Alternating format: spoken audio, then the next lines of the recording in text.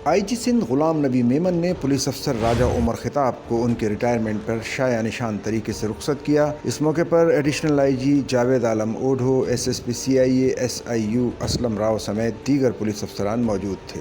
इस मौके पर मुख्तसर तकरीब में राजा उमर खिताब की पेशा वाराना खिदमात को सराहा गया। वाज़ेह रहे कि राजा उमर खिताब ने काउंटर टेररिज्म डिपार्टमेंट में इंतहाई पेशा वाराना अंदाज में काम किया और जुर्रत, खुलूस और जज्बे से दहशतगर्दी के खिलाफ मुहिम्मात की क़यादत की। राजा उमर खिताब एक कमांडिंग अफसर रहे।